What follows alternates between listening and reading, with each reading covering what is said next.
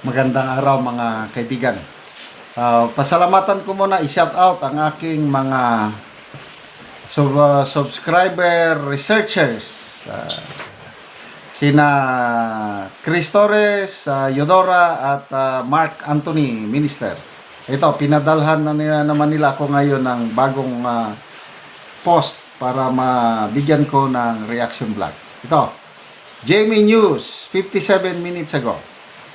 House Speaker Faustino D. III said on Thursday that Secretary General Chiloy Garapil has not yet referred any impeachment complaint against Vice President Sara Duterte to his office. Bakit kaya? Basa natin, anong dahilan? Kailan ba yun? Anyway, this week, nung Lunes ata,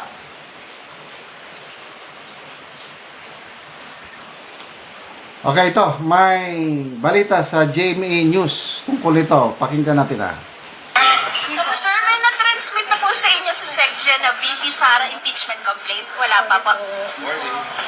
Sir, your comment po dun sa PDM impeachment po. Sir, pinasura na po ng Committee on Justice. No comment, sir. Sir, kasi po na po kayo yung ombudsman. Di daw po nag-release ng talent. So, wala pa. Hindi pa na-refer. But anyway, ano kaya ang dahilan? May niluluto ba sila? Magbasa tayo sa mga comments, ano? Anong araw? Huwebes. I think Lunes ata, kasunod yun eh. Comments.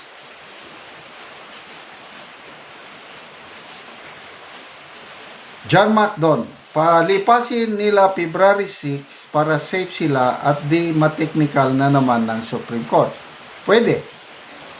Kasi yung unang ruling, yung 1-year bar rule, magsimula February 5, 2025 after 1 year sa February 6. Kaya lang itong pangalawang ruling, yung sa motion for reconsideration, parang nirecompute nila January something, pwede na. Kaya nga maagang na-file yung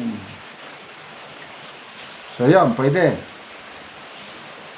Daniel question, the only reason para hindi makulong ang mga buhaya ay ang pagpapa-impeach kay VP Sara, kaya tulong-tulong ang mga buhaya sa Kongreso, otherwise maghihimas rihas sila. Yan yung narinig ko rin kay sino? Attorney Guanzon. Takot sila kay VP Sara pag nagpresidente dahil ang mga kurakot ikukulong. Meron pa isang retired Supreme Court Justice, kung hindi ko nagkakamali, si Justice Noel Tiham. Talagang natataranta na ang mga corrupt opisyali sa gobyerno once na maging presidente si VP Sara. Bakit? Kasi makita ko yung tapang ni VP Sara. Parang parehas sila sa kanyang ama. Magkaiba lang ang style. Kailan parehas na matapang. Una akong bumilib kay then Mayor Inday Sara, yung first term niyang mayor. Yung bata pa siya na ang buhok niya maliit lang eh, parang buhok lalaki.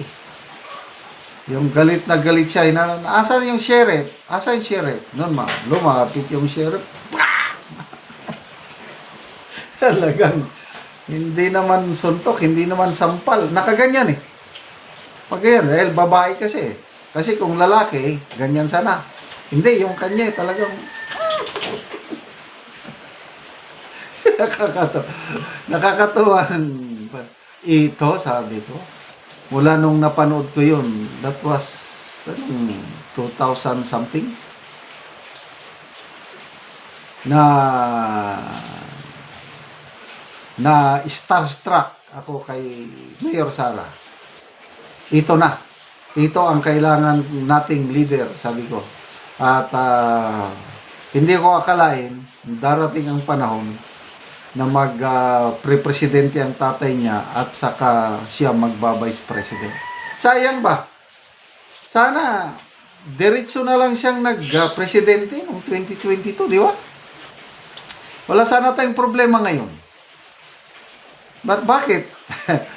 Anyway, walang aksidente sa Panginoon. Lahat ito inalaw ng Panginoon dahil may purpose siya. Anong purpose niya? Para ma-expose yung katiwalian sa gobyerno. Sayang, ang Marcos name, instead na linisin nila yung dungis ng Marcos family na for 36 years inalipusta. Kasi magnanakaw kung ano-anong sinasabi sa Marcos. O ngayon, nakaupo ang isang Marcos, imbis na linisin yung pangalan, lalong dinungisan. So, na-expose ang korupsyon. Si BP Sara naman, hinahanda lang siya ng Panginoon for parang sa kanya ito, training. Yung adversity. Paano yung i-handle yung pressure and everything. Pag nalampasan niya ito, pag nagpresidente na siya, yan combat veteran na siya sa leadership. Kaya tayong mga ka-DDS, kapit bisig lang tayo. Dahil ilang taon na lang, more than 2 years na lang, makakabalik na ang isang Duterte sa Malacanang. Although, may mga nagsasabi na mas kawawa daw ang Pilipinas kung makabalik ang isang Duterte. Kaya, they are trying their best to stop another Duterte presidency. Galingan po ninyo. Itong impeachment na ito, sige na. Kung anong niluluto nyo, sige lang. Handa kami, mga DDS na suportahan ang aming minamahal na BP Sara. Handa ang defense team. Sana makapanood na tayo ng real bloodbath. Ang galing yung sinabi ng abogado ni BP Sara, yung Mary Grace Piatos, handa silang i-reveal sa trial sa Senado kung matuloy. Nako, ang ganda niyan. Kasi kami nakagamit ng confidential funds. Hindi kami talaga gumagamit ng tunay na pangalan ng aming mga agents. Ibang pangalan ang inilalagay namin sa resibo. Kaya normal yan. Mary Grace Piatos sa intelligence operation. Huwag to tayong mabahala dyan. Salamat mga kaibigan sa inyong pagsubaybay sa ating channel. Nakakatulong kayo ng malaki sa tribong talanding ng Bukidnon dahil ang income natin sa channel na ito is pantulong sa tribo. Namimigay tayo ng libreng yero at pako para makapagpatayo sila ng mas maayos na tahanan. Panoorin nyo ang video na ito. Karon mao na niyang matagaan og yero si Kuya. Okay, salamat kayo sa Ginoo nga nainabangan na gyud ko. Nang sin nga niabot. Oo, so si Kuya natagaan og yero. So Balay nga nangabuslot na mao ako. ang iyang balay nang kuha na ang atop. So mao ni ang hitsura sa balay ni Kuya nga buslot og tuluan na gid kaayo ang ilang kahimtang kung muulan. So di pang sapahan na lang og sako. Tungod sa di na makaya ang ulan. Kay dili na sa makaya kung ulan, sapa na lang og sako. At haron tayo mamada ko kuan. Bente. At ikunan da. Mga bulsot na gid kaayo. Kita na. So karon Kuya, pila na ni katuig ang imong balay nga nang bulsot naman na nanay mga tulo kung ulan. Kuan na ni siya ka tuig, 15 na ni ka tuig. Unya tungod sa tong kawadon, ang sin nga akong na gamit ani so nakatong pinakanipis na gid sa tanan mo nga So pagkakaroon. dali ra siya makuan na daot. Dali ra gyud kay nipis man. Tungod So sa kanipis kay di man ta makakayo baga gyud nga asin. so pila na imong edad Kuya? Kuan ako karon 41 So na ko. na kay anak. Na ako'y duha ka anak kunya tanan naga-eskwela. So si Kuya.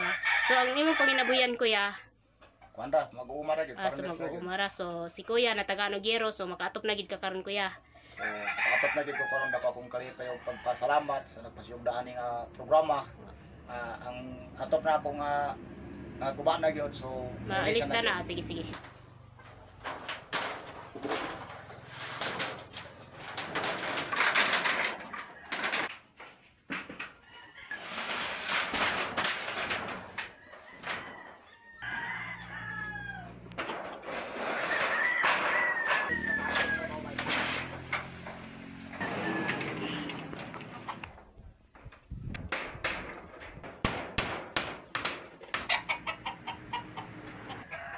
So nahuman na og atop si kuya sa iyang balay, so dili na gid siya tuluan, nindot na kaayo kay nahuman na gid og atop.